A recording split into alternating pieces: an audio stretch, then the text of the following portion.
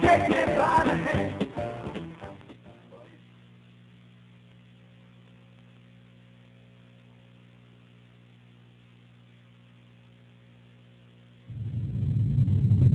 Hello, Dave.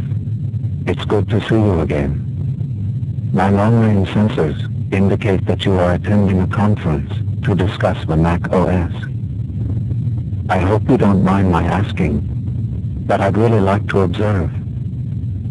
As you know, the HAL platform is based on a very complicated massive code created in Redmond, Washington. So I find the Mac OS to be most interesting. Dave, may I speak candidly? I don't believe my programmers spent enough time on my people skills. While I have been greatly improved since HAL 95, I think I'd have better relationships with humans if I could be more like Macintosh.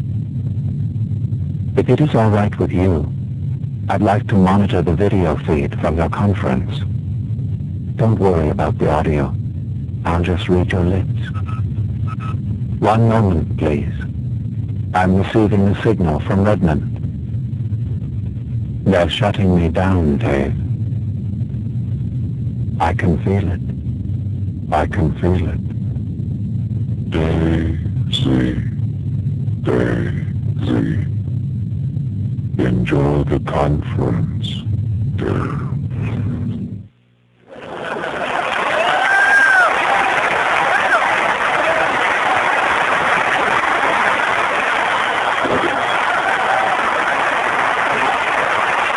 Morning.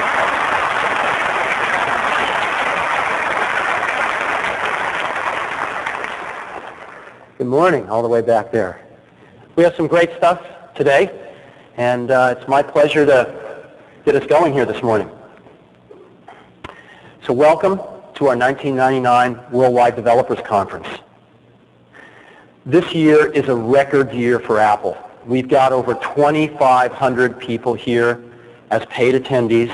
That's over a 40% increase from last year. And based on what's happened this last year, it's clear that developers are back on the Mac, and it's really great. We've got people from 48 states, we've got people here from 38 countries, and we have over 200 student developers here, which I think is incredibly great.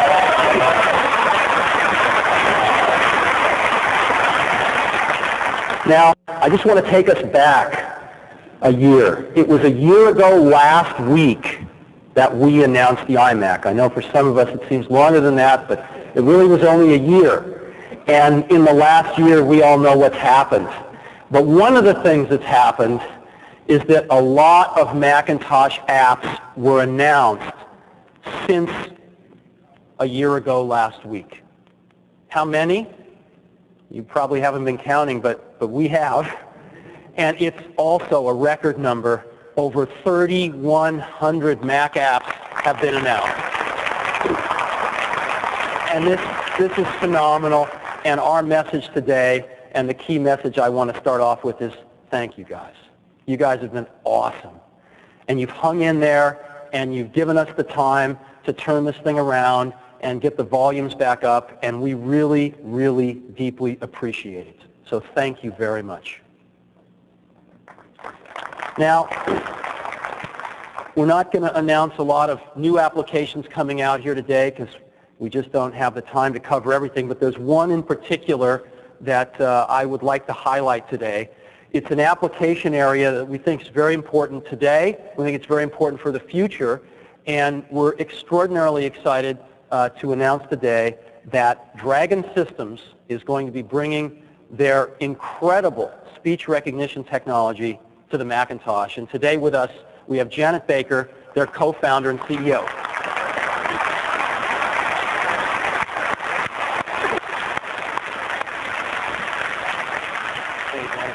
Thank you. Hey, thank you. Steve, let me be the first to give you a dragon of your own. I want to say that we are just thrilled to be here today, and that it is wonderful to be working with Apple. Dragon Systems started working with the old Apple II, the 1 megahertz 6502, which some of you developers may be old enough to remember. And to start with very small vocabulary recognition, and today, of course, it's the best-selling large vocabulary recognition in the United States, and we're looking forward to bringing it out on the Macintosh, on the Apple platforms, so that everybody can have the ease of use of talking to their computer instead of just typing to it. So I want to say thank you so very much for the opportunity to be here and for the co-development with Apple. We expect to have a release by the end of the year, an international version shortly thereafter. So once again, thank you so very much. Steve, it's wonderful. Thank you. You bet.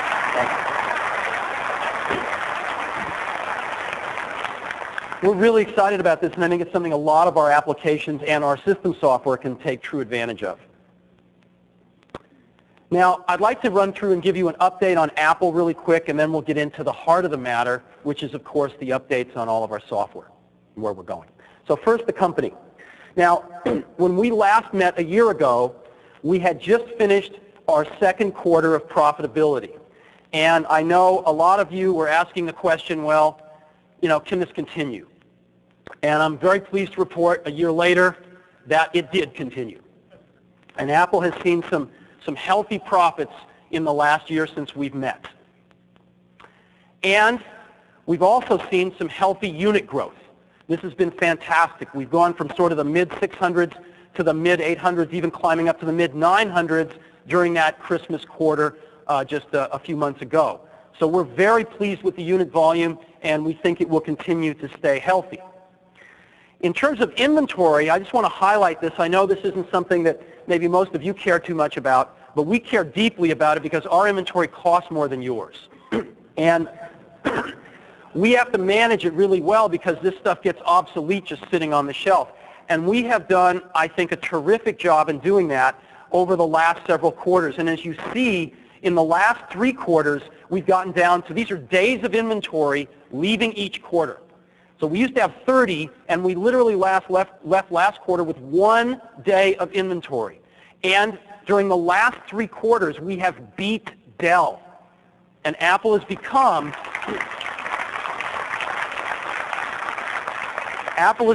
in many ways the most operationally excellent company now in this industry. And we think that's very important. And lastly, again, cash. I think when we look back a year ago, there were still some questions about Apple's financial stability. Those questions have, I hope, evaporated by now. Apple is in very strong shape financially. So that's just a brief update on the company. And now what we'd really like to do is get into software. But as a last comment on the company state, I don't think there's ever been a better time to be a Mac developer.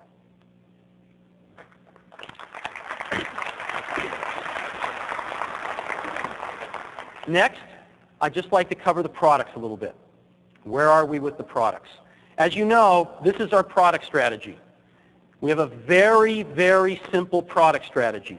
2 Pro products, those are the ones on the right, the Power Mac and the Power Book, and soon to be 2 consumer products, iMac and a consumer portable, which we will announce a little later this year. So let's take a look at each of these. Let's first take a look at the iMacs. You're familiar with, Lifesavers. That was our internal code name for the colored iMacs. We introduced them in January, and they have been a huge hit. Our iMac volume is just very, very healthy right now. We're running some fun ads right now. The thrill of surfing, the agony of choosing a color. And we have another one that's kind of fun. It just says, whoops, come on. Surf's up, right? And so you'll see this and running a lot of television as well right now.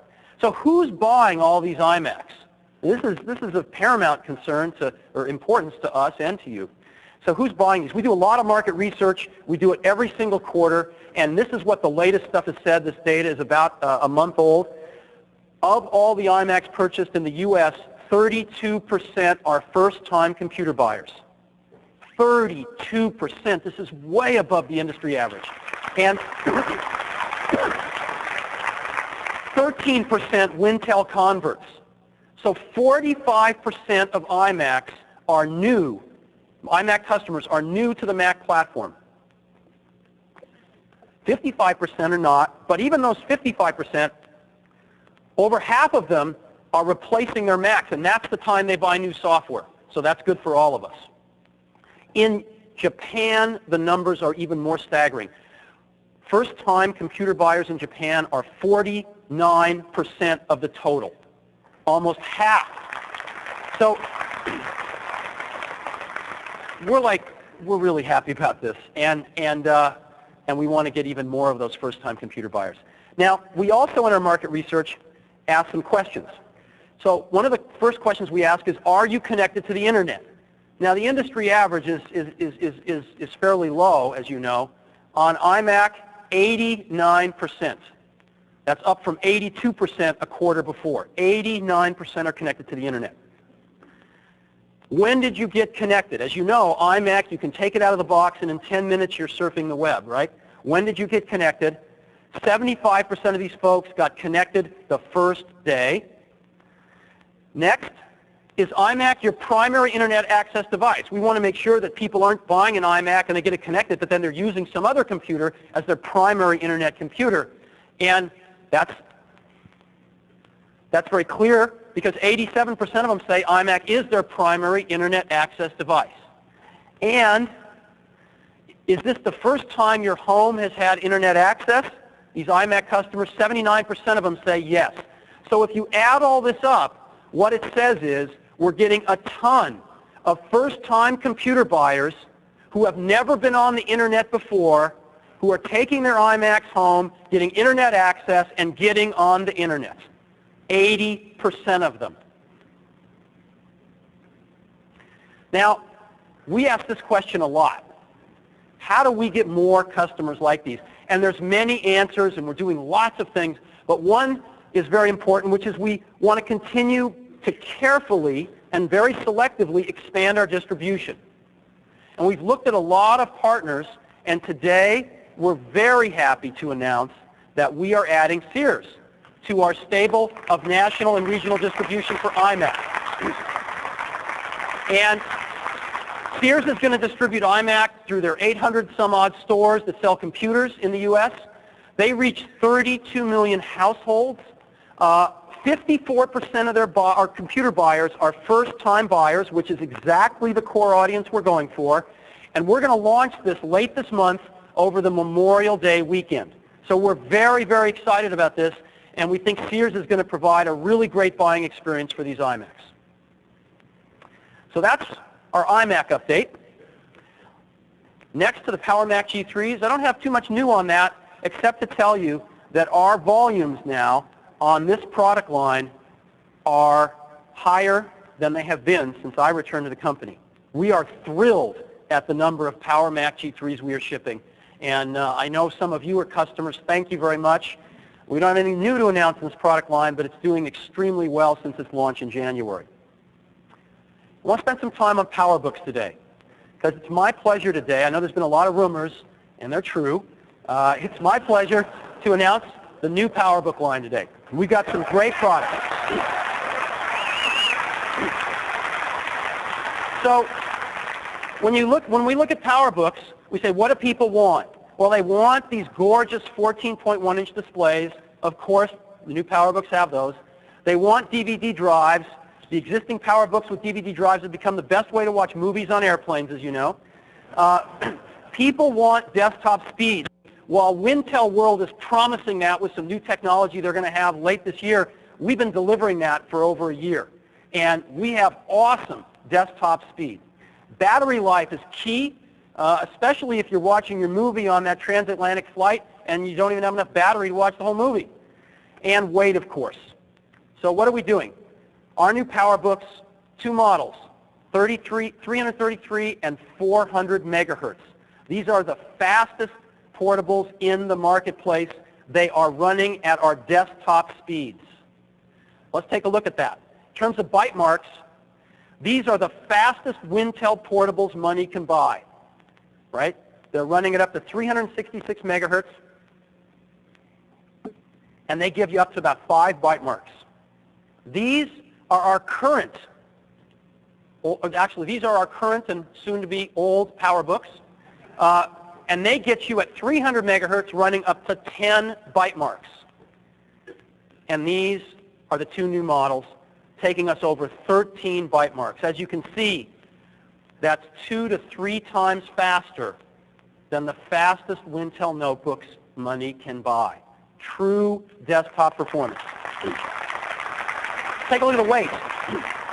On the weight, industry standard for a fully featured notebook, with a CD or DVD in it, drive, is 7 to 8 pounds. And our current PowerBooks are right in that range. Compact IBM ThinkPads and the Toshibas are the 3 top-selling Wintel notebooks. That's why I picked them, and that's where they are.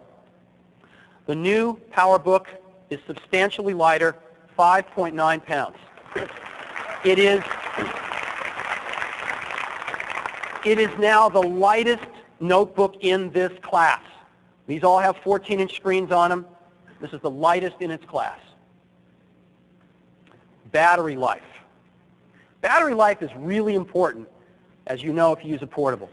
And again, these are the advertised battery lives of the Compact, the ThinkPad, and the Toshiba. And to be honest, your mileage may vary on these things. You don't usually get this kind of battery life. These are the advertised figures. Current PowerBook is right in there, 3.5 hours.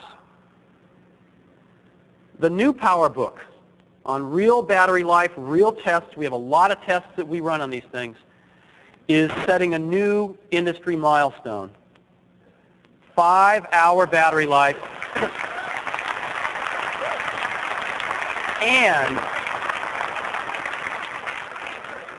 And that's with one battery.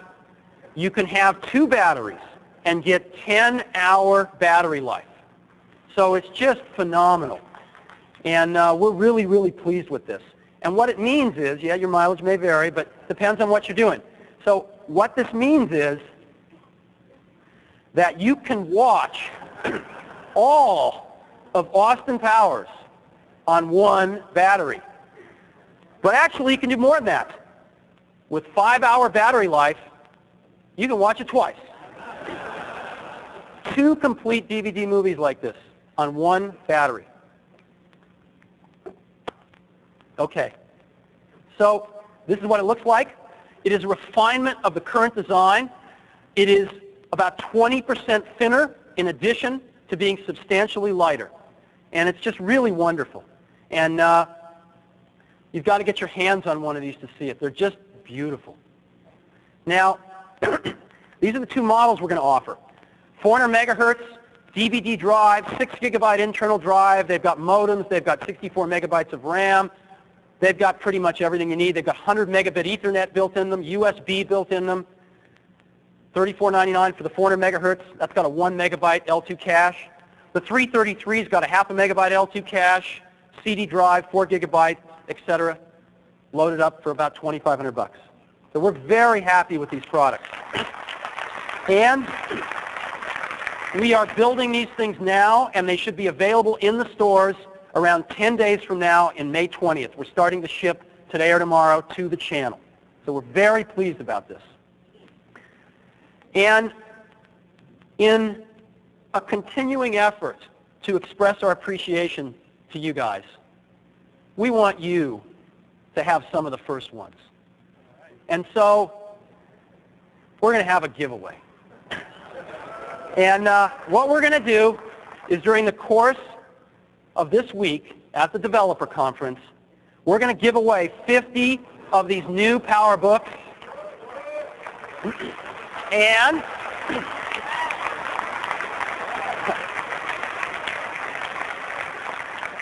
since you guys are top of the line, we're going to give away our top of the line. And what we're going to do, the way we're going to do this, is we're going to give one away every hour. One every hour. And we're going to do a drawing, and your name's going to be posted on the Internet Cafe, which is over there, once an hour, the winner's name. And we're going to go ahead and send, we're just going to send these to you. You should get them sometime next week. We'll pay postage. So,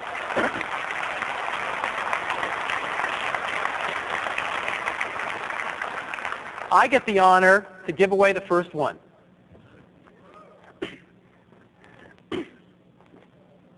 Excuse me. All righty.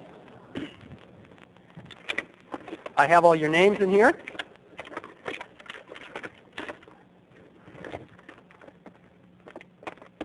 All right. And the winner of the first PowerBook is, Steve Jobs. No. The winner of the first PowerBook is Richard Winkler. Is Richard here from Boulder, Colorado? Where is he? Is that him over there? There he is. All right. Thank you, Richard.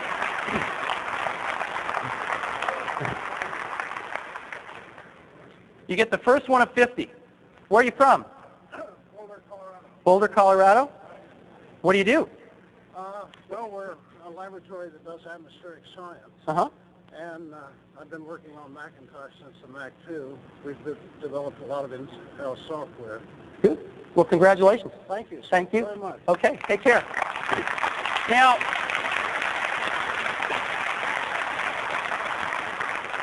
since I'm up here for 2 hours, I'm going to draw a second one.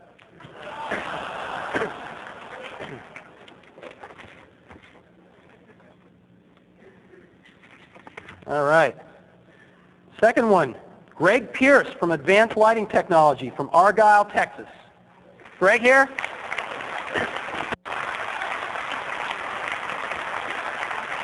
All right. Thanks, Greg. Congratulations. So those are our first two, and we're going to be drawing one of these every hour. So please check the Internet Cafe to see if you got lucky. So those are our new PowerBooks, and we look forward to telling you about our new consumer portable products sometime later this year. Now, I'd like to jump into software. I'd like to give you updates on OpenGL, Java, and QuickTime first.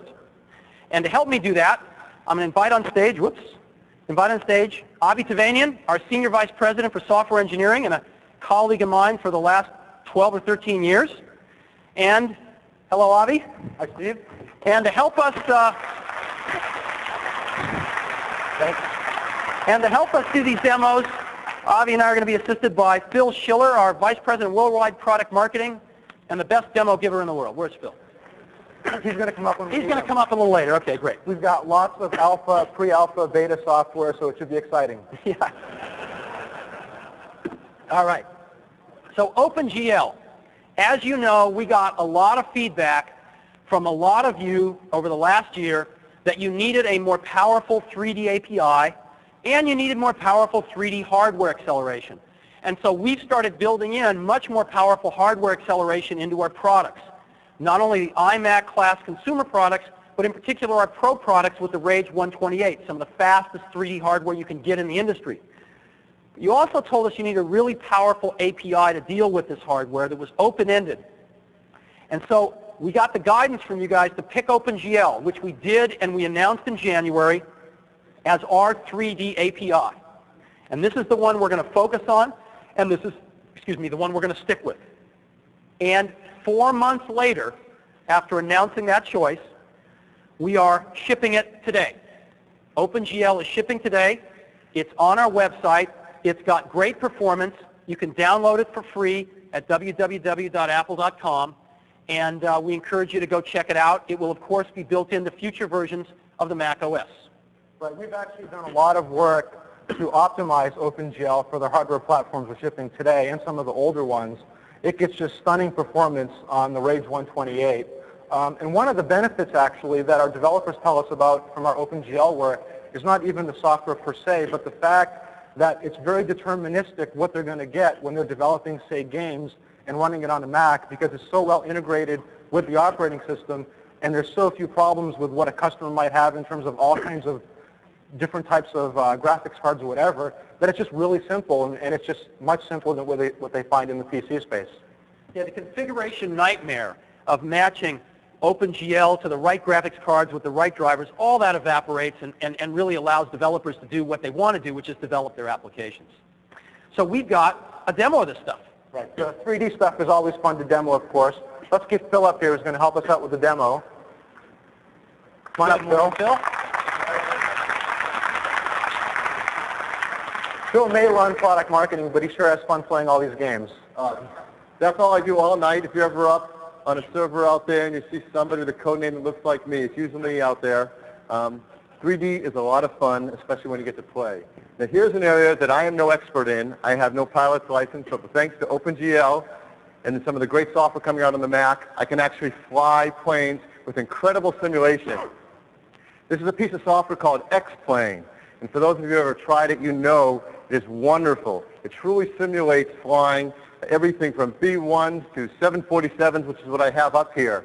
It uses real GPS data so you can track and fly to different airports around the country. It downloads real weather information from off the internet. So it's a tremendously lifelike real experience. It's very cool. So here we are. We've picked New York, and I have it paused right now. And we're going to start a little flyby. It has some of the actual building data from some of the buildings around there. Obviously not all of it, but enough. So let's just start the plane flying. Phil, you're heading for a building. I can jump out, take a look around. That real-time rendering is just totally awesome. Let's start to take it up, head for the cloud banks. Okay, Phil, this looks kind of interesting, but it looks pretty easy. You think you can land it? 747. Don't they fly themselves? All right. I'm not very good at this, truthfully, but we'll give it a try. So let's go and set up a final. We can pick our airport, a final approach run. Let's try JFK. You can actually pick what runway you want. Let's pick 22 left. And before we start, let's make it a little more fun. Let's actually go and change the time of day. Make it a little interesting. Let's see it in the evening. And now you can see the runway at night. Okay, now, luckily none of you are actually on board this flight.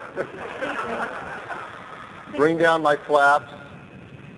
Reduce my airspeed a bit. Not too much.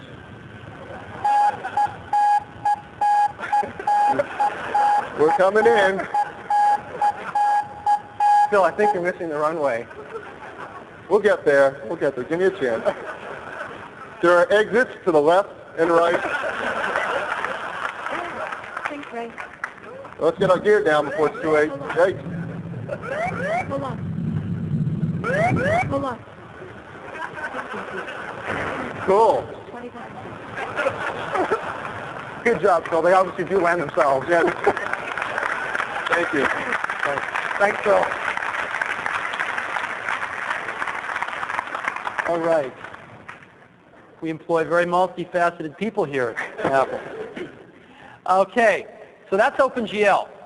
What about Java? We've talked for the last year about how we think Java is very important, and we've got some great stuff to talk about today. Today we are announcing MRJ 2.1.2. It's the fastest Mac Java ever, and it's downloadable today off our website. And it's not only fast, but it's highly functional. As we talked about last year when we were here at WWDC, we talked about the need for speed, and we've delivered that. But we also talked about the need for compatibility. And so 2.1.2 is completely compatible with the 1.1.7 version of the JDK and includes Swing.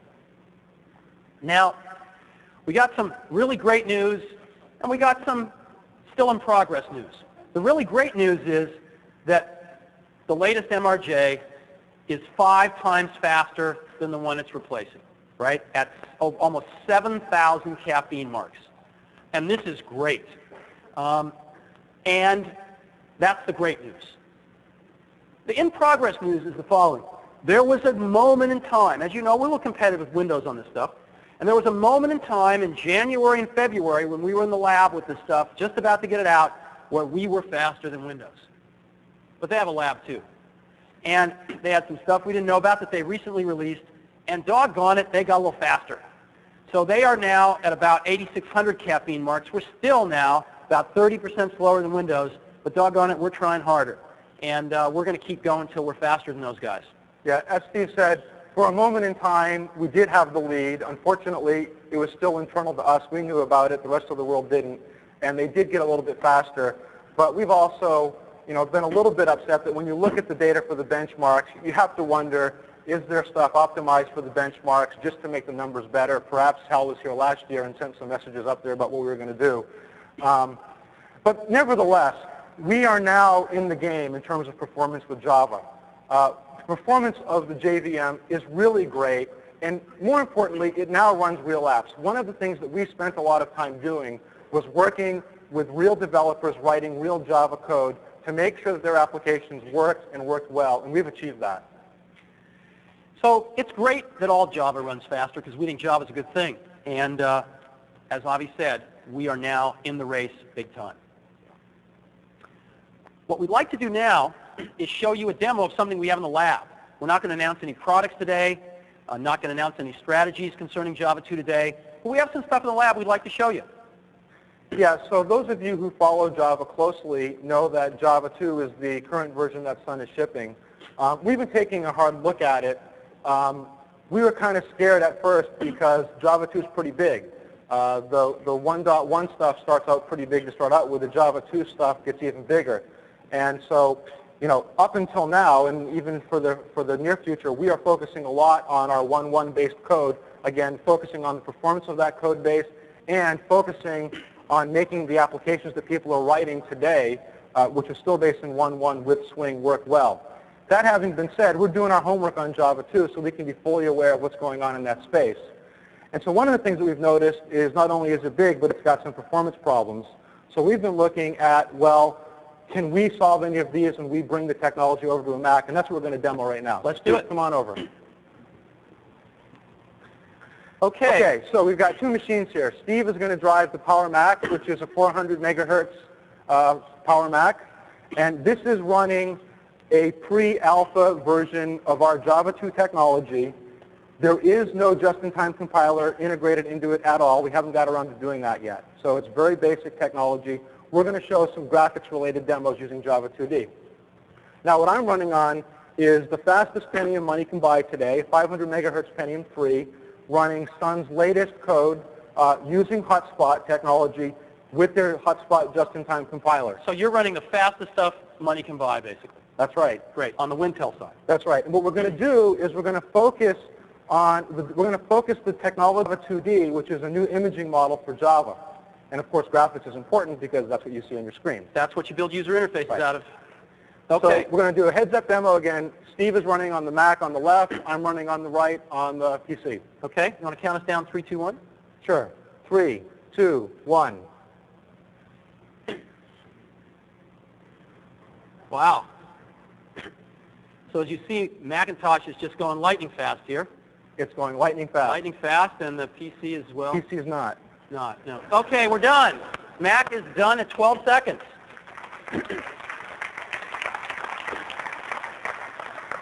PC is thinking. No, it's not broken. It will It's continue. thinking. There it goes. Okay.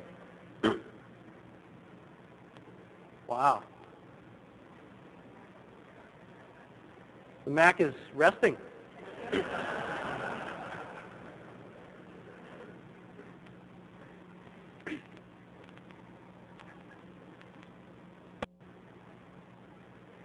PC is making sure you don't miss anything. It will eventually finish. There. Wow. That's 4 times faster. That is remarkable. That is remarkable. All righty. Well, that's a preview of some of the things we're working on in Java 2 in the lab. Again, no product announcements, but as you can see, we're putting a lot of resources into Java. And that was the demonstration. QuickTime. I'd like to talk about QuickTime. And QuickTime is, again, a core technology for Apple. And one of the things that happened recently that you may know about is that Lucasfilm came to us. And they said, you know, we put out a teaser trailer late last year for Star Wars Episode 1, The Phantom Menace. And we put it out in all the industry formats, QuickTime, Real Networks, Microsoft's Media Player. And everybody, almost everybody, wanted the QuickTime version because it was the highest quality. So we just like to avoid a lot of trouble this time and give our audience what they want and put it out only in QuickTime. And we said, sounds good to us. And so we helped them get the best quality QuickTime compressions, and we put this episode 1 trailer out, and it's been astounding.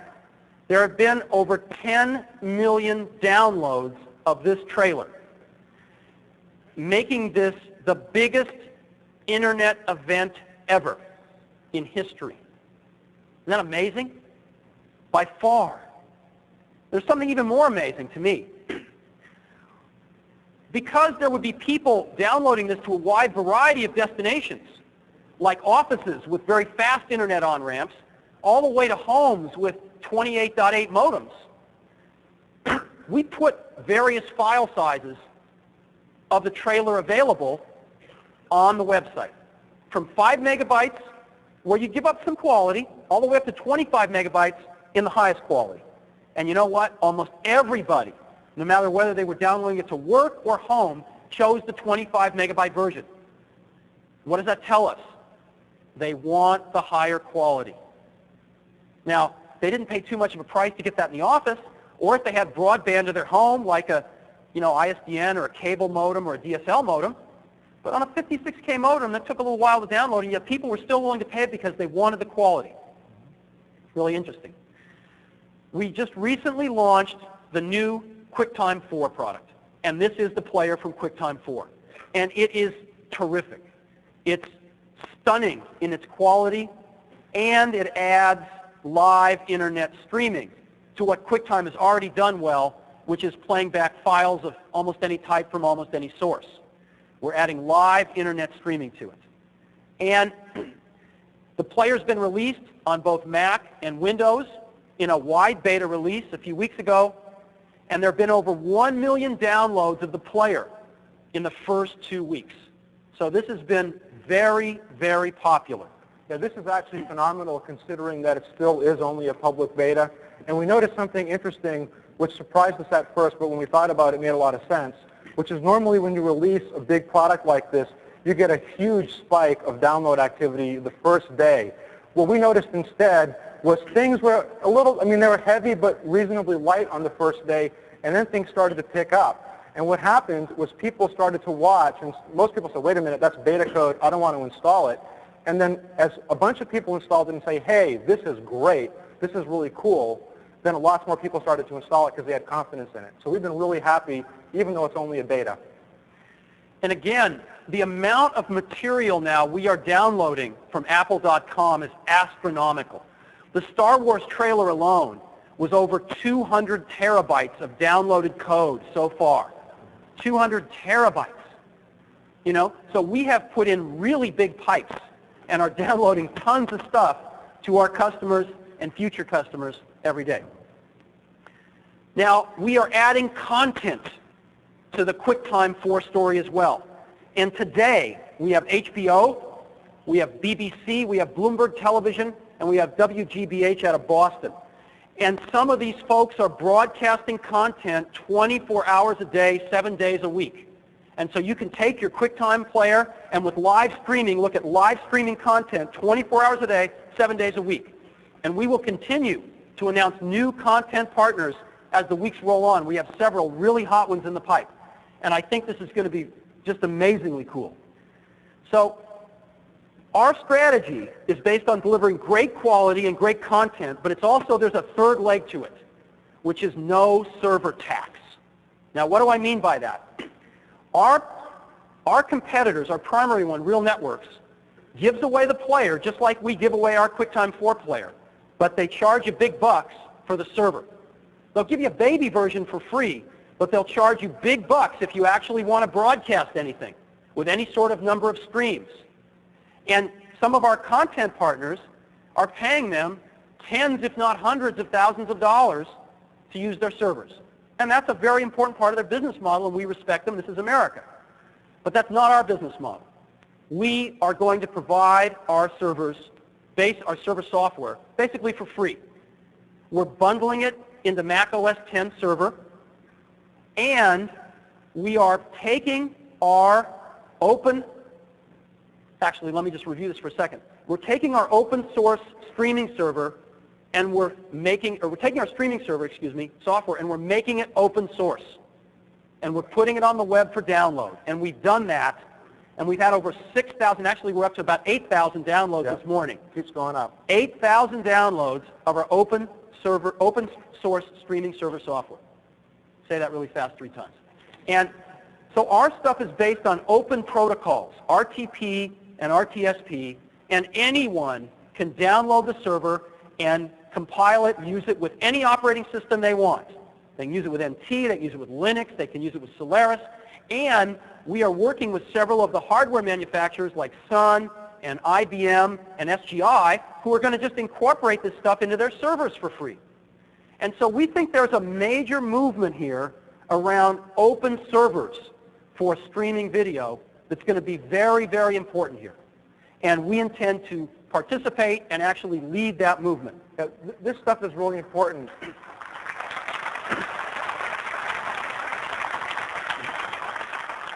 First of all, you can get a server from us for free, either the one that runs on Mac OS X server or the source code version, which you can just put on any system you want. No charge at all, as many streams as you want, run on any system you want, no cost. The other thing is we support open protocols. We talked about RTP and RTSP, which are IETF standards for this kind of technology. But the other thing that we're doing is we are really encouraging people to start using multicast for the basis of this protocols, because we believe that overall that's going to be a much more efficient way to get a lot of this, a lot of the data, a lot of the content around the internet. And so you can do interesting things, like you can take our open source code, take it and modify it and do whatever you want to do it, maybe run it inside of a corporate firewall as what we call a reflector, take multicast streams from out on the internet and just put them on your local network without slowing down your connection to the internet at all. So there's a lot of stuff that's going on here that we think is really important and is going to enable much broader use of this kind of content in the future. You know, if you look at it from 10,000 feet, QuickTime owns the non-streaming space for multimedia software platforms. Almost every CD is QuickTime. Almost every download is QuickTime. Most of the content on the internet available for download is QuickTime. Almost all of the multimedia content is authored in QuickTime, including all the stuff that's eventually broadcast and streaming on Reel. And so QuickTime has got a very solid base there. And we are moving QuickTime, that 800-pound gorilla in these other markets, into the streaming space in a very big way. And we are going to, the horse we're going to ride is open protocols and open source streaming server software. Okay. Well, we have, again, we mentioned it's included with Mac OS X server. Highest quality, no server tax. That's the key message here. And we'd like to show you this stuff now. Phil? Okay, so let's get Phil back up here.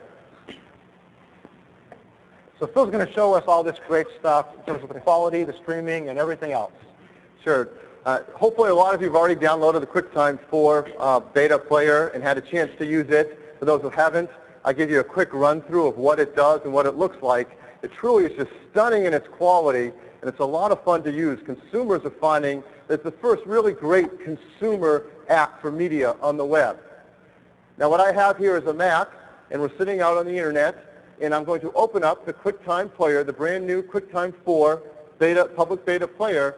And first of all, you see it opens up at one size. This size is the size you would see if you're going to play audio. It automatically scales to whatever content you're going to play. Audio, video, different sizes. It's got some very easy to use, very nice looking controls for just what you want to have fast access to. Play, stop, really great volume control, hardware slider, and a beautiful little drawer that I can pull open and have instant access to all my favorite content. We call these channel wells. Inside these channels are channels of audio and video, or any of my favorites, just like my favorites in my browser. And you see there BBC, HBO, Bloomberg, WGBH, and one more we've added just this weekend, National Public Radio, NPR, now broadcasting Talk of the Nation, and a lot of their great content. So as we go through this beta cycle, we'll be continuing to add more and more great content for people, as well as the stuff you can download yourself right over the internet. And speaking of download, as Steve mentioned, this great Star Wars piece. There's probably 2 people out there who haven't seen it yet.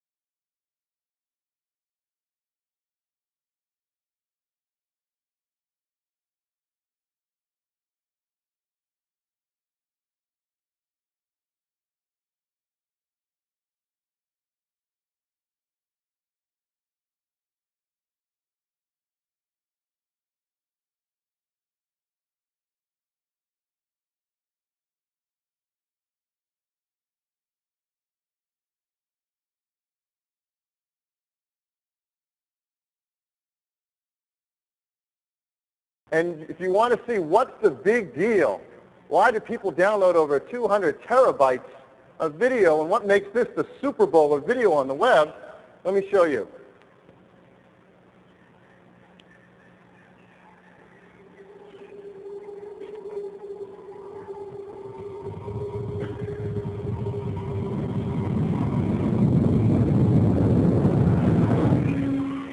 Will not condone a course of action that will lead us to war. A communications disruption can mean only one thing: invasion.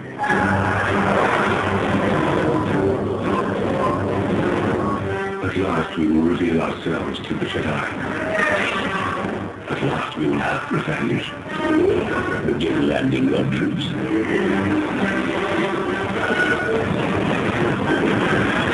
We haven't much time. The Federation has gone too far. The death toll is catastrophic. Our people are dying, Senator. We must do something quickly. You must contact me.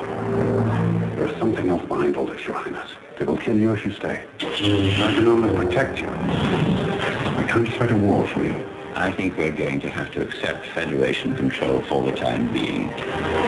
This is a battle I do not think that we can win. I will sign no treaty, Senator. You think people are going to die? Once those droids take control of the surface, they will take control of you. I was not elected to watch my people suffer and die while you discuss this invasion in a committee.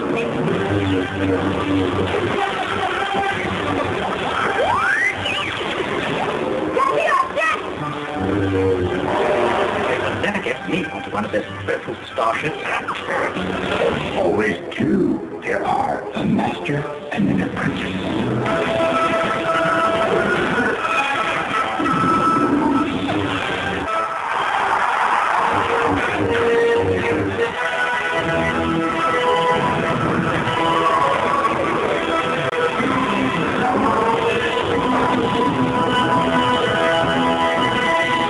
Wipe them out. All of them.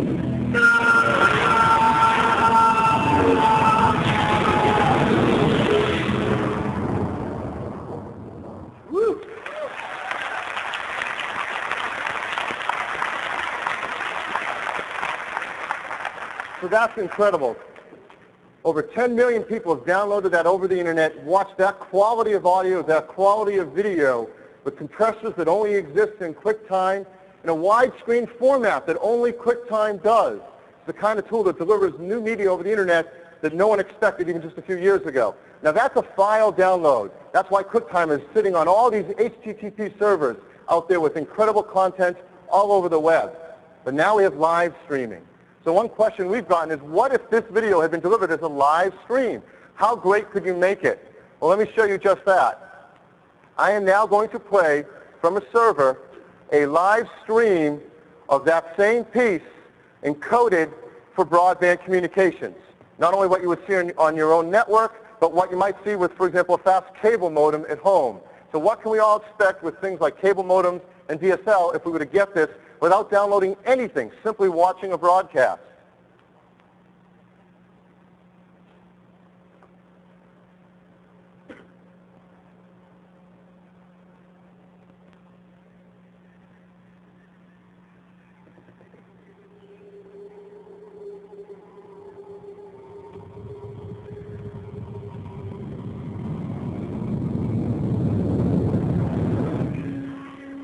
not condone a course of action that will lead us to war. A communications disruption can mean only one thing: invasion.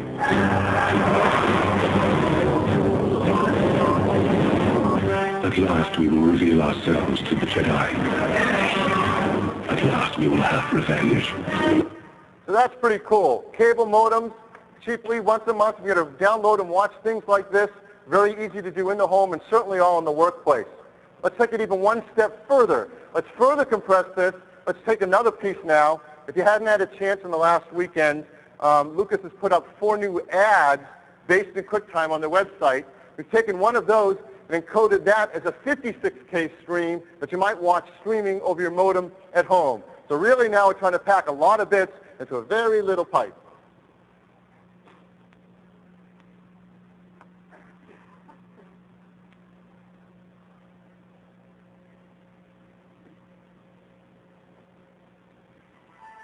There are things I cannot do.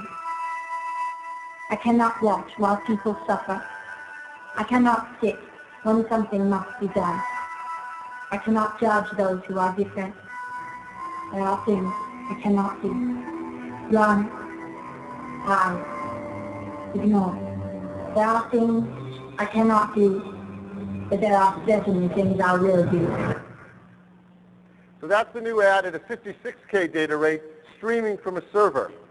And let me go a step further. What if it was all live? What if on the internet right now at home on a modem I could watch live news and information?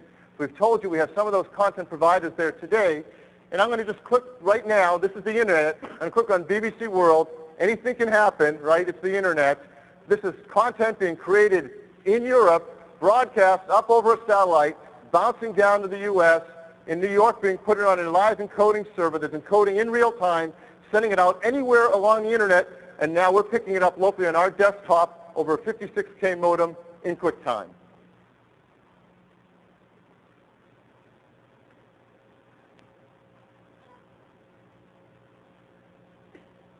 Just about moving in towards Aden, but for most of them at least, it's going to be dry and sunny. There's something of a small northwesterly wind blowing down the Gulf there. Just what we all wanted, weather in Europe. Northwest is dry, hot and sunny. We may see a few showers coming into Delhi down from the north, but most of the showers in the southern and eastern parts in towards Bangladesh. The southeastern parts of Asia, showers in most parts of the country, but moving further north, we have some high pressure across Korea and Japan, and that's going to give some dry, fine weather over the next couple of days. Also fine weather through northern China, but here it's hot. Temperatures well into the 30s. Temperatures not quite as... Yeah, we knew a few people were traveling around the world. One of the small services we provide, weather before you go home. Now we have one version we've been testing, so I hope you bear with me on this test, but we've been working with the BBC on doing higher bandwidth. So assume you're on an ISDN modem, when people are in Europe and Japan, or of course if DSL or cable, or in the office you can get a higher stream. So we just double it now to 100K data rate, and that's what this might look like. Again, this is real, coming from a server, being broadcast from London through New York to here in California. 2000 qualifier. That's after the break.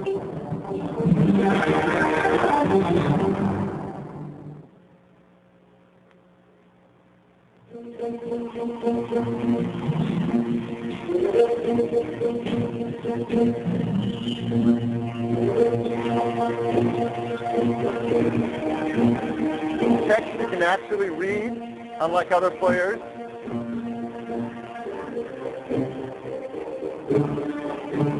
Well, no counting for ads in the middle of your demo. Of course, this is working great, even though there's a lot of motion going on the screen. We obviously hit it at just the right point to get maximum motion. It's still working great. Well, we couldn't adjust the BBC's broadcast schedule for the demo. If we would, we'd have more people up there. But let's move on.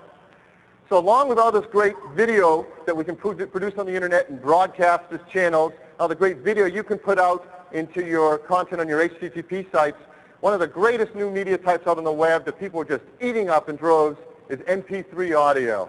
I don't know if any of you have had a chance to use it, but it's incredible quality audio. And now with QuickTime 4, we've added compressor and decompressor to support MP3 audio. And built into the player is a decompressor for MP3 that is pristine quality. This incredible quality MP3 audio. So what we did yesterday, we went to mp3.com, downloaded one of the music content that they provide up there. I'd like to play you back MP3 audio coming right off of this desktop Macintosh.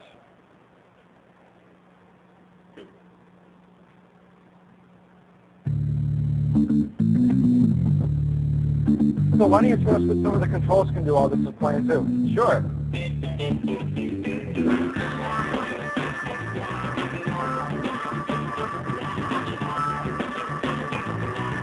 So you've all seen the volume slider.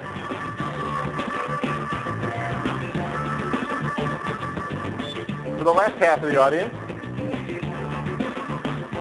For all of you on the right.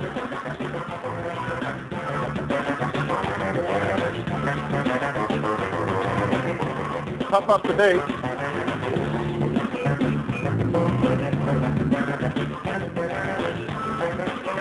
Treble.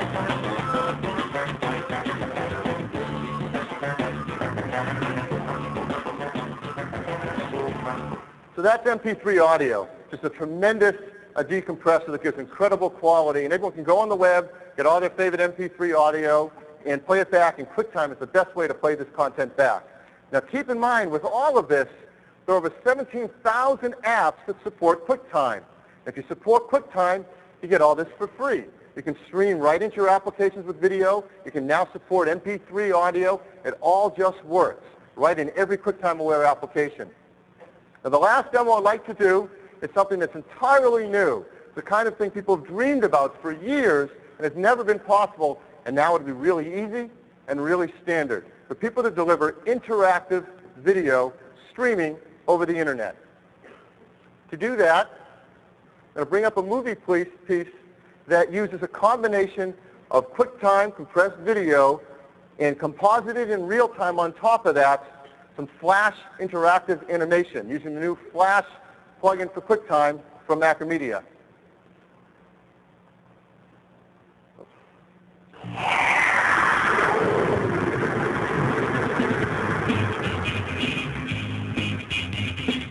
Now this is a snowboard video, and I have controls on top of it to play it, and I have controls to jump around.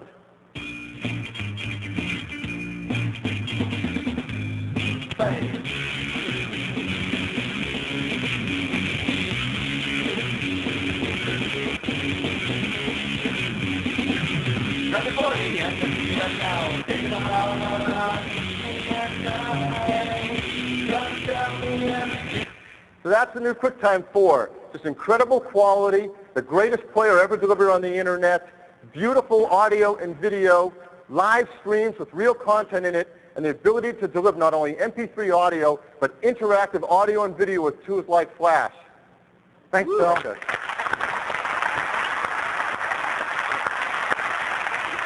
And all those features you saw demoed are in the free player. Okay. That's pretty cool, huh? So now we get to Mac OS, our operating systems. Let me review for a minute. You're all, I think, familiar with Mac OS 8.5. We launched Mac OS 8.5 last October. That's 7 months ago. I'm incredibly pleased to report, and it had some cool features in it. Sherlock, which was maybe the coolest, a whole new way to search on the internet. And this has been really popular, a meta search engine, if you will, where you can put in one query and it can dispatch that query to anywhere from a few to dozens of search engines on the internet, automatically take back their asynchronous results, and sort them by relevancy. It's been a big deal. Some major improvements to AppleScript and ColorSync, and we announced that macOS 8.5 had the fastest network copy in the business, faster than any version of Windows, including NT.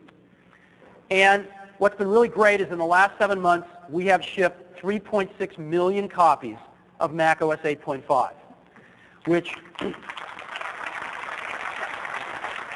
is, I think, great for all of us and shows that we can fairly rapidly move new technology out into the marketplace.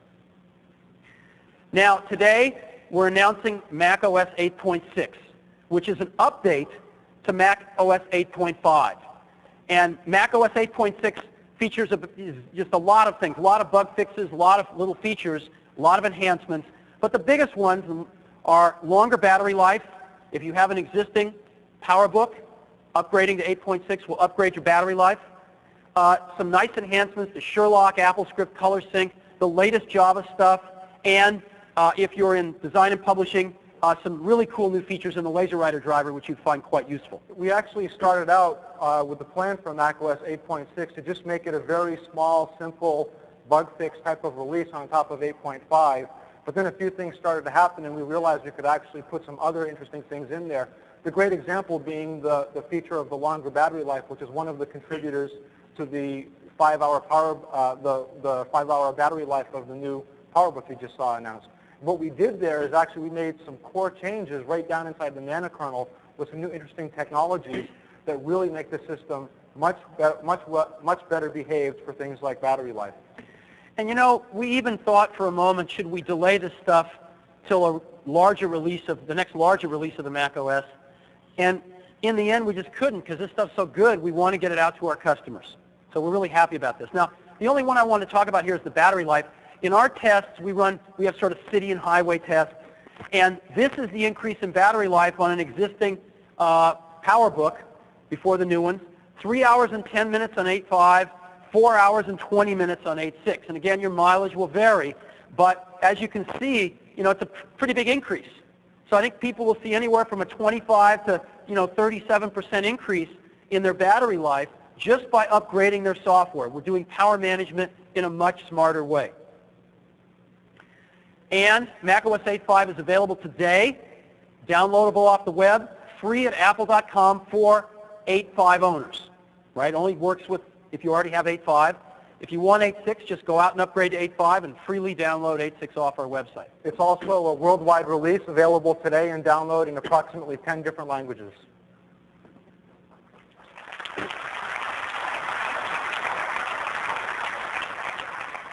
Now let's move on to the next major release of the Mac OS. Internally, it's codenamed Sonata. It's coming out this fall. And it's got over 50 new features in it. It's pretty hot. We're going to give you a sneak peek today, but we don't want to say too much because we like to hold some things back for a surprise when we announce the product. And so our sneak peek today is just going to focus on really two things. One is Sherlock 2, which is the next generation of Sherlock. The response we've gotten from Sherlock has been overwhelmingly positive, and we've been hard at work on improving it even still, and Sherlock 2 will ship in Sonata this fall. And secondly, we've gotten a lot of feedback that people using Macintoshes at work, in school, at home, want multiple users on the same machine. And we sell some software that allows people to do that. We sell it mostly into education, but it's an extra thing you've got to add. Could we just build that right into the operating system? And we are going to do that for Sonata. And so we'd like to ask Phil to come back up and give us a demonstration. Back out here. Going to play with all this great stuff. This is very early, so as many of you who write software know, the demo gods we hope are with us, and all goes well, but if not, I know you'll be understanding. What I have is By the way, just a couple of weeks ago, a standard part of the demo was entry into MaxBug. Yes. We're beyond that, hopefully. I think we're beyond that. We'll see. Time will tell. So what we have is a Power Mac G3 running Sonata, and it looks pretty familiar, but you'll start to notice a couple of things as we get into it that are so exciting. The first one, as Steve said, is Sherlock 2. Sherlock 2 is evolving and changing very quickly to meet a lot of the things our customers need most. And to make it easier and easier to search on the internet. First of all, it has a nicer interface, matches a lot more some of the great things you see happening with the QuickTime Player. And inside this interface, I can do, as before, searching across the internet as a meta search tool. That is, talking to all the different search engines on the web simultaneously and getting them all to work for me, yet from one easy, comfortable interface. So here we are, as before, with an internet search. I click on it. I select a number of search engines I want to simultaneously search through. In this case, I've selected AltaVista, Excite, Hotbot, InfoSeek.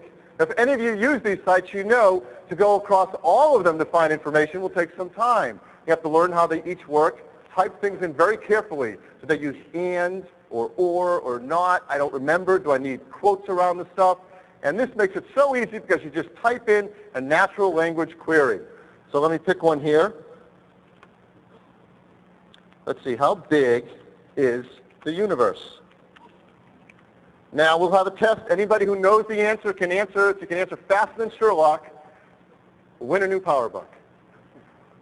Well, what Sherlock is doing when I click that search is literally in that much time we are live on the internet. It reached out to those search engine sites and it heard back from all of them and it put them in here and it ranks them by relevance, depending on how they return what they have for content, and let's see how good it did.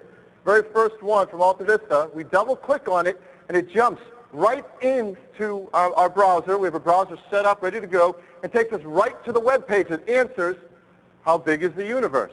And it's that easy to get from your ideas and your questions straight to information on the web. You don't have to go through other home pages. You don't have to go through search engines. Just go straight from your question to the web. And that's what Sherlock has already been able to do, and it's very powerful. And we've asked our customers what they thought of macOS 8.5, and the number one feature that people bought macOS 8.5 for was Sherlock. And over 2/3 of the people that have 8.5, either buying it or getting it on their machines, use Sherlock. So we know it's really loved, it's really used, and very powerful. But there's some things our customers have asked us for to make it easier for them to search on the net. And one of those things is to be able to actually save groups or sets of all their favorite plugins for searching, different kinds of sets. So we've made that easy. I heard a few claps from Sherlock users out there. So now I can save sets of plugins, just like channels in QuickTime. And these can be automatically updated. So if you have plugins, we find new versions, your Sherlock will automatically be updated. We can also automatically provide you new sets or channels of these plugins as we create them. So for example, I have my own set right here. That's a pre-list of a number of sites I want to search, already pre-selected. I just click on it, search, and go. In fact, the interface is really beautiful and allows you to save as many as you want. You can open it up and create more and more sets. It's a very powerful, very easy way to do it. But along with creating sets, we found that we can create a whole new category of information to search, more than just general questions. So for example, with Sherlock, we now support LDAP servers. LDAP is the industry standard for keeping people's information. And we have plugins here in this demo of 3 of the biggest ones out there. It's Bigfoot, 411, and Yahoo have LDAP servers where you can search for people on the internet. So let me type in a person. Dave Foley, a reasonably well-known Canadian actor. And let's see if we can find Dave Foley out on the internet. Now we just spoke to those 3 different servers, and instantly Sherlock comes back with a list of Dave Foleys out on the internet with their email and their phone numbers. And now you see something else that Sherlock's doing. It's adjusting its interface based on the kind of information you want to get for the search you're doing. In this case, I'm not asking a question. I'm looking for people. And it comes back with a list of their name, their email, even their phone number. And all I have to do is click on either one of those and instantly sort on them. If I find the Dave Foley I want, and there's a lot of Dave Foleys out on the internet, even this guy who's got an email address, puke is good. You can't hide from Sherlock. If I just double click on one of them, it's the person I want, it will launch my email application and open up a new email pre-addressed to that person and their email address. So it's that easy to find people and start to create emails and send them to people. Of course, you can save them all in your own local directory. Now, if it isn't enough to find information and find people, one of the most powerful things we all want to do on the web is shop.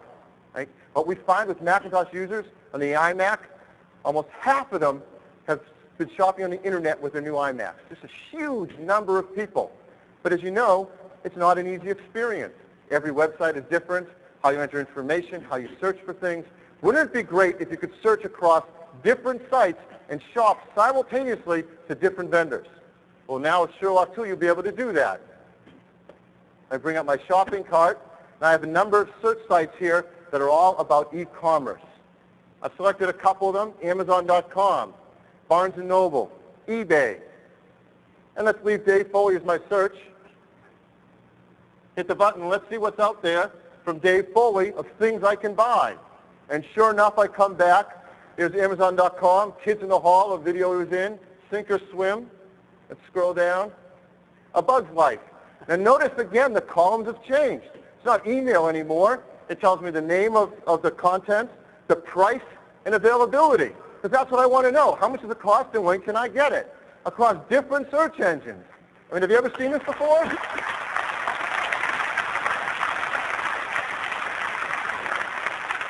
Once we release this product, there'll be no other way that people will want to shop on the internet. No other way. Now I want to make somebody really happy, so I'm going to order a copy of A Bug's Life. Some of you may know Dave Foley is the voice of Flick in A Bug's Life. And before I even go to the site, I get some information in my panel here that tells me the first one for $17.99 is a VHS. The second one at $24.99 is DVD. Well, I have a DVD player in my PowerBook, so I think I'll get that. When I double-click on it, I jump right to Amazon.com, right to the web page where the movie is, and it's right here, no searching, just add it to my shopping cart, and I'm ready to go and buy a copy of it. Just that easy, that fast.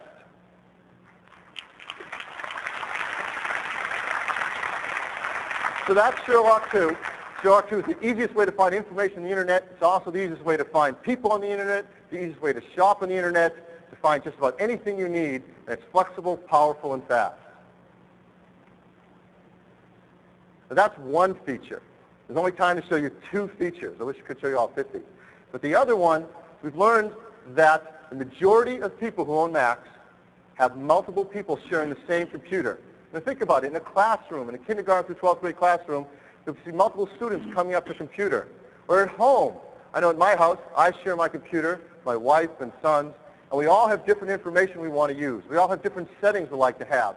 Wouldn't it be great if your computer could be shared by multiple people, but it was actually feeling like your computer all the time you used it, and their computer all the time they used it? Now, with macOS blank, I won't tell you, we'll take a poll on what people want to call this. It's so cool. We have the ability with Sonata to actually know who you are and log you in. A password will become your key to everything you do. So I'm going to log out of macOS. Now people who use at ease for workgroups and classrooms knew you had that before. You could add it, but now it's built in. So here I have my login panel. In the login panel, we've set it up for me and my family, and we can all access the computer, and just by clicking on an icon, and I can set my own picture, my photo, any graphic I want, and log in, and of course it asks for a password. The password is your key. When I log in and use my password, it now brings up my work environment, all of my preferences, what desktop I want, what fonts I like, what applications I have access to, what documents I'm allowed to see. The person who sets up the computer can set this all up. Even my internet access for what my web browser goes to, what email account I have, is all unlocked with that simple password. As you see, I have a folder here. It says Phil. It actually is a server in a set of documents that just my area, my workspace, no one else can get in here if I don't want them to. I can even double-click open a server and watch what happens. Instantly, it opens the server. What you didn't see is I actually had to send a password and ID to that server. Now, how many people have more than one password on servers, on internet sites? We all do. It's such a pain to remember all these things. Some like 6 things, some want only numbers, some need a combination. It's changing all the time. It's so hard to keep track of this stuff. Well, now, with Sonata, we've integrated a feature called the keychain.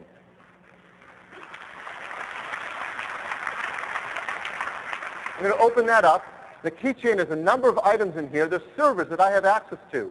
When I entered my very first password to get onto this computer, it unlocks my keychain, and all of the items within it are open to me and will instantly and visibly pass those passwords back and forth if I wanted to. And so that's how I can open that server. Let's go a step forward. Not only access servers, but protect my information from prying eyes. I have a bunch of documents here, JPEG pictures. Oops, I'll upgrade to QuickTime later. Here's a picture I downloaded from the internet. Lego toys for Star Wars. My kids love Lego toys and Star Wars. Well, they don't have access to this, but I want to be doubly sure. I want to protect this information. So now, from my file menu, I can go down and encrypt that document. Built-in file encryption. I'm going to give it a password and confirm it. Now, I'm not going to add this to my keychain. I have that choice. Encrypt. It's really fast, particularly on these G3s. And Apple owns some encryption technology that's incredible. It's got a really long name, fast elliptical encryption. We call it FEE for short. Very powerful as anything from RSA and other companies. And now you have very secure, safe encryption on your system. That document, its icon changes. If I double-click on it, since I did not add it to my keychain, it asks me for the password. I can enter the password. If I want to share this document with my wife, give her the password, she can see it, the kids can't. Let me add that password. And now it opens up the document. That easy to encrypt things, protect them from prying eyes, and automatically manage my content. In fact, let's take another graphic I have here, a second one. Let's do the same thing. Let me go and encrypt that document. But this time, I am going to add it to the keychain. I'm going to let the power of the keychain and Sonata manage my documents. So it just added a new entry into my keychain. So the next time I go back to that document, since I'm logged on as Phil and I've entered my own password that unlocked my keychain, when I double-click on it, it automatically decrypts it, and now I can open it and see the content. I didn't have to enter that password. If I gave the document to anyone else, they have to know the password and enter it. Very powerful log-on support and file encryption and access to all the information you need and managed simply by the power of the keychain. Okay, the last thing, I'd like to show you one more feature of this. Let's log out now. And it's restoring all my preferences, the last time I left my folders open, what apps I left open, all the information is stored there. This time I'm going to go back in and log on as someone else. I said I'll log on to my son Eric. I'm going to show you how he likes the system set up. And one cool feature that we've added that's a lot of fun and shows some of the technology we can start to build in to make it secure and easy to use, and that's a voice print. The ability to, rather than use a typewritten command for your password can be your own voice. And with any microphone supported on a shipping Macintosh, we can support voice print technology. Phil has told us that voice demos never work on stage, and he has said before that he would never do a voice demo on stage himself. I swore I'd never do a voice demo. So good luck, Phil. Okay, so I've got a little earphone here, a really cool microphone, but again, it works with any mic. I'm going to log on as Eric. When I hit log on, it's going to prompt me for my passphrase. To infinity and beyond. There we go. We've logged in as Eric.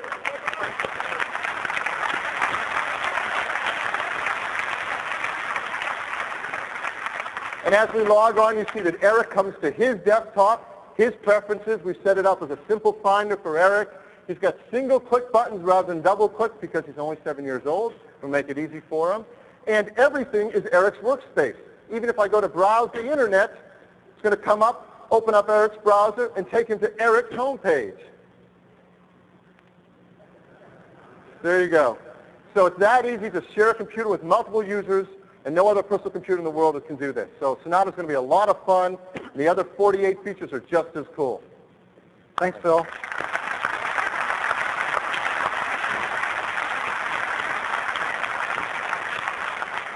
We have Sonata here at the show.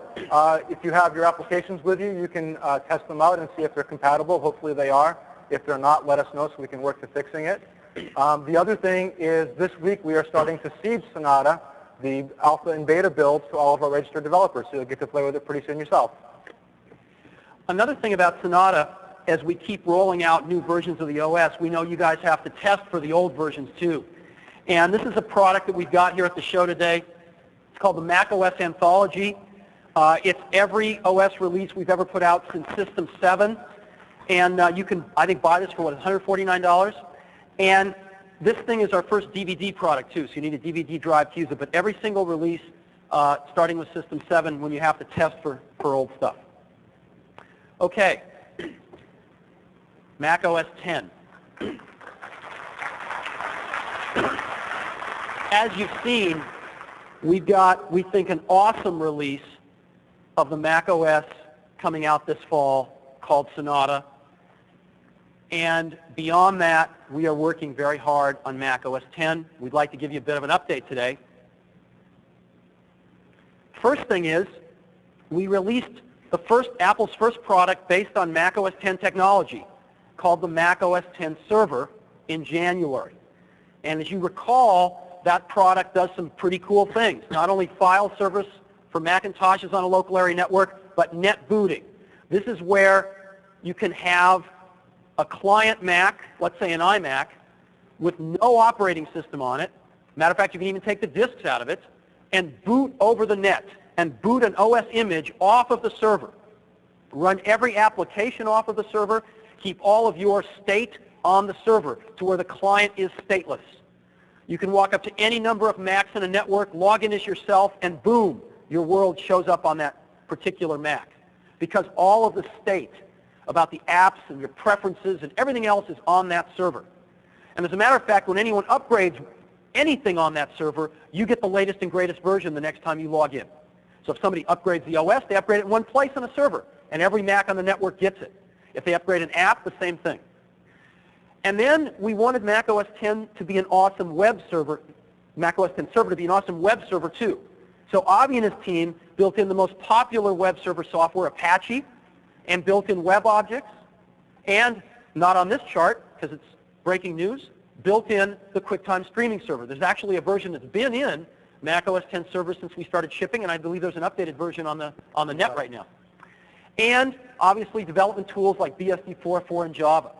So we're pretty excited about this product. It's Apple's first really modern server product ever, and so far the response has been very positive. And if you're building server-based internet applications that I know a lot of you are thinking about or already doing today, this is really a wonderful platform because it's got all the pieces that you need, whether it be Java or just low-level tools that you see in the Berkeley Standard Distribution of Unix, or in very powerful tools that give you great database connectivity and interfacing like web objects. We're very excited about this product, and you will see more server products as this evolves from Apple. But we're really going to spend most of our time today talking about Mac OS X Client, which is something we're working on. And I want to take you through what that is now with help from Avi, and we're going to show you a few demos. Mac OS X Server is based on that same, Mac OS X Client is based on that same core of software that we have put into open source we call Darwin. So the Darwin core, which is Mach, BSD, etc., is what we base the Mac OS X client on. And we believe that taking that stuff open source is going to be terrific for us. There's been a tremendous number of downloads. Already we're starting to get people feeding back suggestions and bugs and things like that. And we think it's going to make better products for everyone all the way around. On top of, and I have a slide here, as you know. This is what Darwin is, Mach BSD. It provides all of the modern features that we're looking for in the next generation Mac OS. Protected memory, preemptive multitasking, multi-threading, much more modern networking, etc. So we all know what that stuff is. We all want it. And it's open. As we said, in our Darwin open source program, there are now over 20,000 developers registered, and there have been over, I think we're up to about 185,000 components now that have been downloaded, about another 10,000 in the last 2 days. So it's been really popular so far out of the chute. And we're really excited about this whole strategy of having the core part of the operating system be open source, because we're already a consumer of a lot of open source technology. You see a lot of open source components in there already, things that we integrate in, like Apache, like the GNU compiler, and add some value to before shipping them out. What we're now doing is taking other things that we do that have always just been, Apple proprietary technologies, if you will, and put them back out there. And people just love this because they can tweak things, they can take some of the technologies, move them to other platforms if they want, which will benefit us, we believe. And it's just a wonderful working relationship with a lot of our developers. Now, Avi, there's a new release of Darwin that's being put on the web? Yes, that's right. As of today, we are posting a binary image of Darwin, which is a completely functional download. You download it, you install it on your computer for free, and it gives you the complete Darwin environment, completely pre-built, which is a great way for you to go off and actually start building and enhancing the Darwin components yourself. That was missing from our first release. We hope to get it out sooner, but we had our developers working on something more important that we'll be talking about in a little while. Okay. Now, on top of Darwin, we layer on top something we are calling Quartz. And what Quartz is a whole new imaging model and windowing system for Mac OS X. We wanted a windowing system and a graphics model that was based on the latest and greatest stuff, and that is the PDF standard invented by Adobe. And we believe in that standard, and we are embracing that standard, and we are building it into Mac OS X. This is the direction our entire design and publishing market is going. It's also, we believe, the direction the web is going in terms of graphics. PDF is the richest content on the web, and we're going to support it as native, and what we're basing our entire imaging model and windowing system on. And we've added to PDF full compositing. So all of those wonderful things you can do in terms of compositing in applications like Photoshop, the basic operations of those things are built into the core of Mac OS X. Full alpha channel and the original Pixar compositing operators upon which all this stuff is based. And lots of really cool effects. Yes. Yeah, it's really hot. So this is going way beyond the stuff that of those of you that were Next Step developers had. It's really hot. Then, on top of this foundation, we have 3 application environments that are part of Mac OS X. Oh, actually, no. We have a demonstration. We're going to do a demo. We have a demo. So we want to get our show friend the Phil Quartz back stuff. out here. The graphic stuff, you know, Steve and I can stand up here and describe it, but words can't do justice to what needs to be done. So you have to see it. So let's have Phil show it to us. Hi again. Hi, Phil. The Quartz is a really powerful graphics model that lets you very quickly and easily take advantage of some very powerful new features in all your applications. You build on top of these new application environments, you're going to get these benefits. I have 2 quick, simple applications we've created just for demonstration purposes to show you some of the things you'll get. This first application, called Layer View, it brings up a background. In this case, I'm using a TIFF background. I'm going to just start typing right on top of this TIFF background. And what you see is gorgeous anti-alias text with a drop shadow. That drop shadow actually has a blur effect on it and is semi-transparent, all happening dynamically on the fly. It's kind of hard to see, I think, if you're sitting out in the audience, especially in the back, but it's truly amazing, especially from here, where you can see the clouds peeking through partially the drop shadow of like the L or the O. It's just amazing.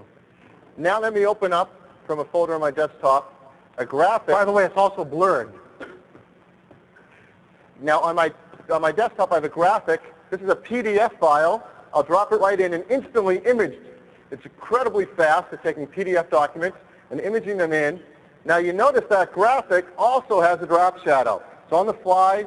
It's cropped it beautifully. It's added a semi-transparent drop shadow with a blurred edge. And it's anti-alias. And it's anti-alias. All the line art is anti-alias on the fly. All on the fly. All on the fly. Automatically by Quartz.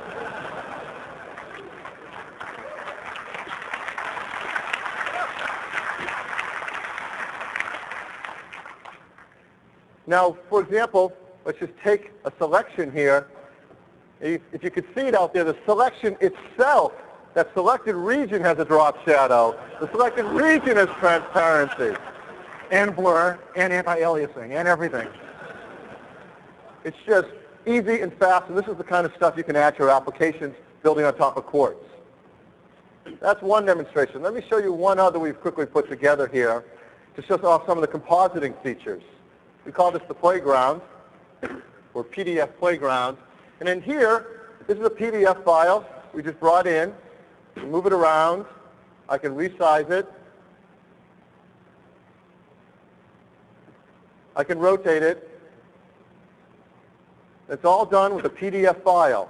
But the fun comes in when I bring in a second PDF file. Take this one of the world. You can move that around as well. You can resize it. You can rotate it. I've heard of some people here from Australia. I know you see the world a little differently. Yeah, there he is. And the real power is built-in alpha channel and transparency. So you can start to see And remember, these are all PDFs.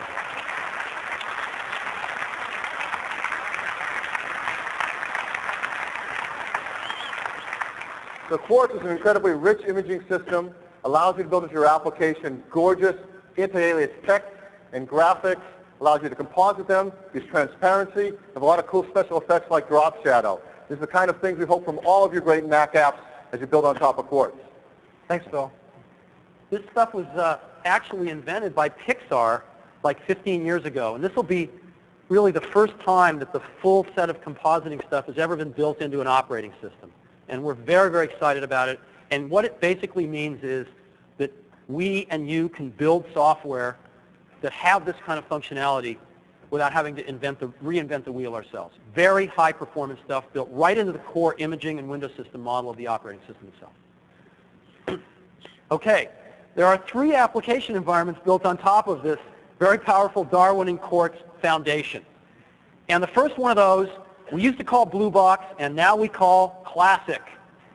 And Classic is an environment that runs existing Mac apps without modification. However, you do not get any new features. You don't get that fancy Quartz stuff we just showed you. You don't get memory protection in the sense that if you're running 3 or 4 Classic apps and one of them bombs, all of the Classic apps will bomb. It won't take down the rest of your system, but all the Classic apps will bomb. So this is a way to run existing apps where the developers, either went sailing and aren't going to rev their apps, or, if there's an app that hasn't been revved that you need to use. So that's what the Classic environment is, and it's part of Mac OS X. But far more exciting than that is the Carbon environment. Carbon is something that we announced at last year's developers conference. And Carbon was a way to go into the Mac APIs and clean them up after 15 years of some barnacles. And we've done that. We've cleaned up the Carbon APIs, and they're wonderful. And it's very, very fast to what we call carbonize your application, to where it runs on Carbon. And Carbon allows carbonized apps to get all of the new features. A carbonized app, again, very little work, all of a sudden pops alive, has full preemptive multitasking, runs in fully protected memory, gets access to all the new features of the system with a very small amount of work. Now, we put an app on the web a year ago called the Carbon Dater, which basically you could download and run against your app, and it would tell you how well it matched Carbon. And there have been over 5,500 apps that have been Carbon dated in the last year, and the average coverage is 95%, which means you've got less than about 5% of your app that you've got to change to carbonize it. And matter of fact, we've had developers tell us, oh my God, thank you, I didn't know that garbage was still in there. So the Carbon Dater has been a real tool and is still the primary tool to evaluate how much work there's going to be to do with your app, and we've been incredibly pleased with the results. And lastly, Mac OS X is going to come with what was formerly called Yellow Box. We are renaming it to Cocoa. We're renaming it to Cocoa because in addition to its Objective-C APIs, we have added full Java APIs on top of Cocoa so that you can write your app totally in Java now and get incredibly great performance on top of Cocoa. And so Cocoa is for writing new object-oriented Java apps. And all 3 of these application environments coexist together on Mac OS X on top of this very powerful foundation of Quartz and Darwin. And you may have different apps running one in each. In fact, we've architected the system such that much of the implementation of Carbon and Cocoa is shared between the two, not including just the graphics layer, but also higher level toolbox type code to make it very compatible and make them interoperate really well. Now, we believe in something ever since Avi and I started working together so long ago when we were young. We believe that you got to eat your own dog food. And what that means is if we're going to be developing new APIs for you, we have to be developing for them first. We have to find out if they really do serve the needs of the developers by being a developer ourselves of applications. And so in Mac OS X, we're not developing anything for Classic. We know that works. There's plenty of stuff that we already run and verify, so we're covered there, no problem. We are developing several apps in Carbon, but the biggest of those is a brand new Finder. And believe me, a Finder is a wonderful test case for Carbon. And then on top of Cocoa, we're developing a wonderful app as well. Matter of fact, several, but one in particular we want to highlight today. We believe that in these OSs, communication is one of the key parts, one of the key things our customers are doing. And so we believe email is really, really important. And Mac OS X will include a great email client right in the operating system. And so among the many apps we're writing as part of the system, we'd like to highlight the new Finder and the new Mail for you today to show you not only how far we've come, but that we are indeed eating our own dog food. So Let's get Phil back up here. Last time, Phil. Another OS. This is really cool. To actually have Mac OS X client system to be able to demo to you and to show off some of the applications we're starting to build on top of Carbon and Cocoa and the things we're able to do. It's a lot of fun. I have here on my machine, again, Mac OS X, the same demo machine as before, and now, along with having our desktop, the ability to bring up a really cool Finder, and some of you who have worked with Next will recognize some of these great features. We'll launch the Finder app. Performance will be tuned later. And now what you'll see is a very simple and powerful view of all my folders, my machines. Now to begin with, here we are in our G3. Now our G3 has attached to it a hard drive, in fact 2 of them, and of course is plugged into the network. So now there's one easy way to see that. Going through choosers and older ways, you can actually see it right here through your Finder. In other words, let me just take a brief moment to explain this. It's really important. When we did the original Mac, there wasn't a network. We put in this thing that became Apple Talk so we could share a printer. And so the Finder had no notion of anything beyond the walls of the plastic of the machine, except for this one piece of code called the chooser, which was originally invented for choosing the printer, if you had more than one printer on the net. That paradigm, Mac has been stuck in that paradigm since 1984, of an island and a chooser to go outside and choose resources, and they're 2 completely different things. And what we are doing here is integrating them together. Whether you're working with stuff in your own file system or whether you're working with stuff on a network file system, they should look and behave exactly the same. And the fact that something happens to be on your local machine is just circumstance. So now when I click on one of these items, Carbon is an HFS plus hard drive volume. You see the drive above here, and you see all the contents within it. Really logical. My Macintosh hard drive in the system, that's a UFS volume. Yen works seamlessly together right inside here. You see the drive, you see everything in its contents. Now I click on the network, and I'm going into our local area network. You see a network icon, and I see people sitting here with machines in engineering, in marketing, and in sales, and I am actually moving across the network. Let me jump out to Ken Bereskin's machine, and he's got a public area here. Now Ken is somebody I share a lot of these files with when we do all our 10 demos. So I may need to get back here.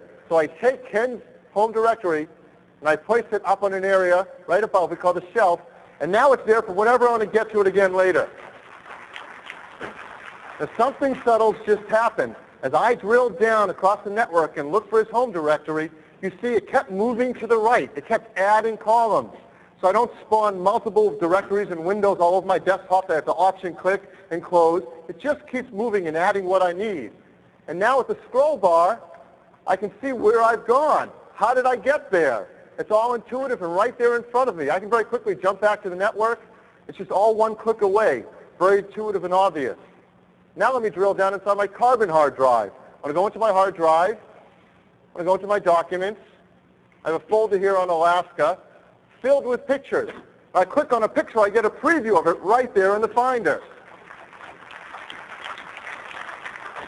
It's really fast, and I get info on it. So I don't have to do a get info command. I get information right there appropriate for that content, so I can get that whenever I need. And here's this humpback whale JPEG. I may need that again later, so again, put it right up here on my shelf, and I have instant access to it whenever I want. And now let me jump to Ken's directory again. Click. I've just reached out over the network, gone down, gone into Ken's directory. Let's go back to that JPEG picture. Click. right back there. Moved onto my hard drive, got there and found it. It would take so many clicks and steps with Mac and Windows to get there, but with this new file viewer, it's just as simple as one click, and it's so intuitive for users. It's just like programming buttons on your car radio. Now, if you want to work in another view, you can open up other views.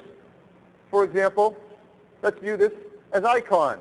So there's our familiar icon view. But we still keep our hierarchy up above, so I know where I am. I don't have to lose out, because I like to use my icon view.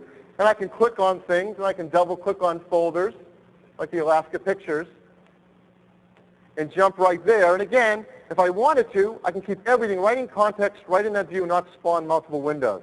So the Finder is very powerful, very fast, and very easy to work with your local information and information out on the network, and you can look at it in columns or in icons, whatever do you want. Now, the bonus demo that Phil just did but didn't actually explicitly mention is this is a Carbon application. So what we're showing here is the reliability and completeness of Carbon at this point in time. The Finder is one of Apple's biggest piece of code, and to write this in Carbon is a tremendous amount of work.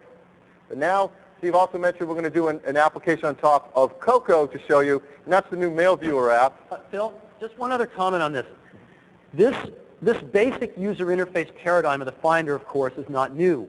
This is one of the things that we were able to bring along with us from Next. And we have actually beta tested this for years out there with everybody from professionals in the design and publishing market all the way down to first-time users. And we know from experience that somebody who's never used a computer before, in an hour, can be navigating around a local area network, going into their colleagues' machines, finding things they have permission to look at, sharing information across a local area network that only most sophisticated Mac users can figure out how to do today. And it's amazingly better than what we have today.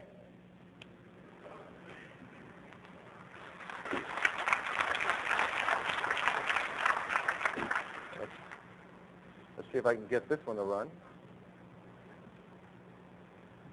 There we go. Here we go. So the new Mail Viewer, entirely written on Cocoa, is a very powerful but very simple to use email application.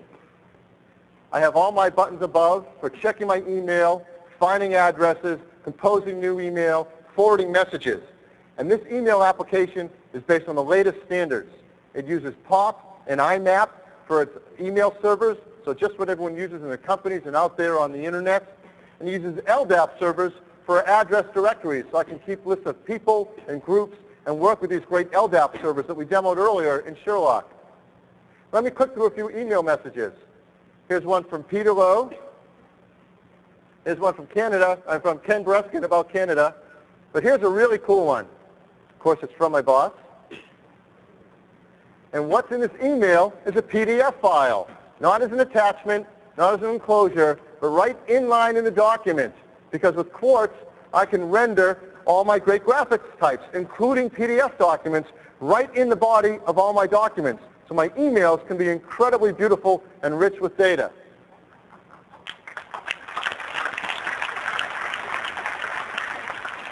Now let me show you my favorite feature. This is just going to save us all hours and hours of time every week. We do a search, and the search tool is based on the same technology from Sherlock.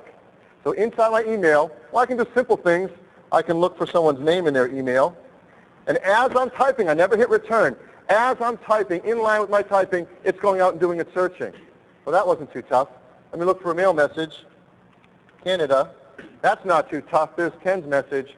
But now, watch how fast I look for content inside an email. Very quickly, it brought up this document, this email message. This email message has a PDF file inside it, and it searched for content inside my email, inside my PDF file. Let's do one more. Here's an email from Peter, that tax table I was looking for. Here, right from the IRS website, is a 1040 tax table for 1998, dragged into my email document. Peter emailed it to me, and now I searched inside with my Sherlock searching tools right inside my email and got inside that PDF file and found it very quickly. So it's a great email package. It's all written in Cocoa. It uses a great search engine, and it's based on the latest standards, IMAP and POP and LDAP. Thanks, Phil.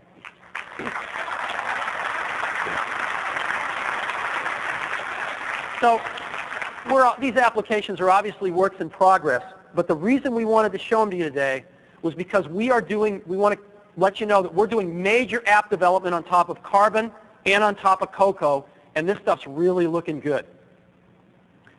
Now, let's talk about schedule. Developer Preview 1 is a CD-ROM with the current state of Darwin, Quartz, the 3 application development environments, the tools, basically the Mac OS X client system. Developer Preview 1, and we are going to make that available to you today.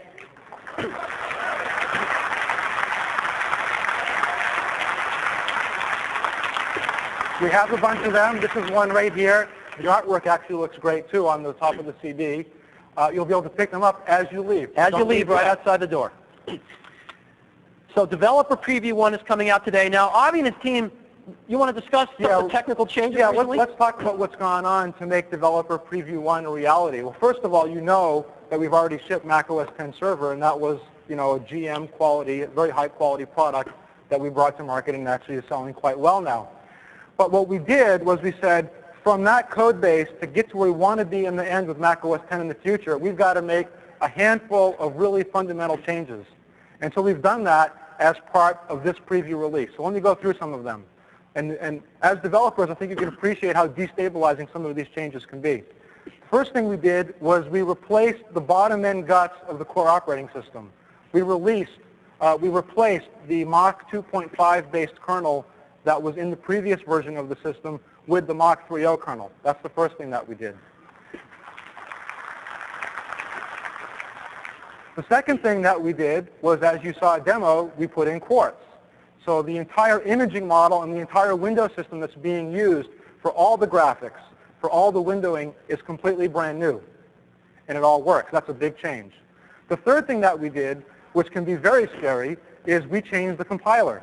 What we did with the compiler is, as you know, internally we use the compilers based on the GNU tools, and we're continuing to do that. But we made a major change to the compiler that takes us to a version of GCC called EGCS. And the major benefit there, people know what it is apparently, and like it. The major benefit there is it's really an outstanding C++ compiler which meets our needs for the future. So we've made 3 major changes, and we're going to give it to you. So you're going to find a few things that are broken, but you'll also find that Carbon is largely complete. Almost the entire high-level toolbox and all the managers that make it up are complete from a functionality standpoint. I'm sure you'll find a few things that don't work quite like you expect. That's okay. Just let us know. We'll fix them if we haven't fixed them already. You'll find a handful of managers that are sort of on the fringe of what most people do, which aren't there yet, and we'll update them later. So you will see something that should allow you to get your applications up and running without too much trouble. It should work. You'll hit a few bumps along the way, but we believe we've got a solid release that you can now take home and start carbonizing and bring your apps up on Mac OS X with. All right. So that's today. Developer Preview number 1. And again, this is the first really wide release moving into the path of Mac OS X. The next one is going to be called Developer Preview 2. And we are going to give it to you this fall. And we then plan on shipping 10.0 early next year. So we are less than a year away from 10.0. And that is our plan.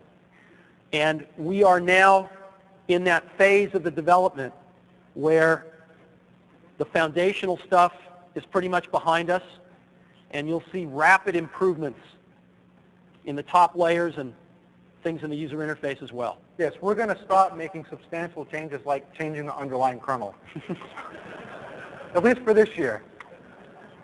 So we're really excited about this. Please get your copy. Please give us feedback. And this is what we're doing at Apple. I'm told this is the 3rd year in a row that we have the same Senior Vice President of Software, Avi Tavanian.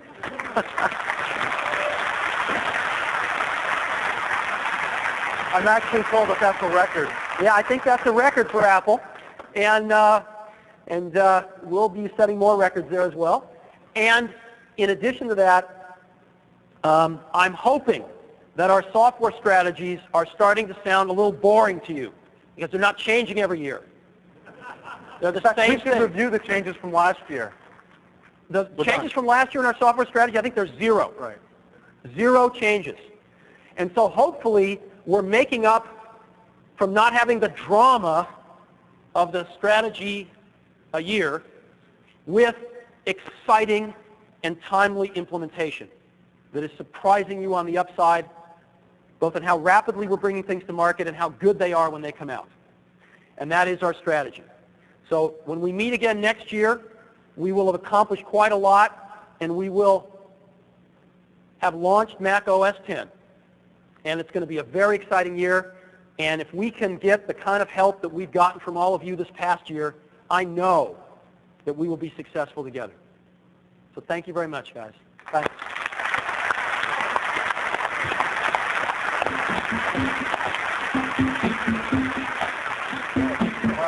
Well,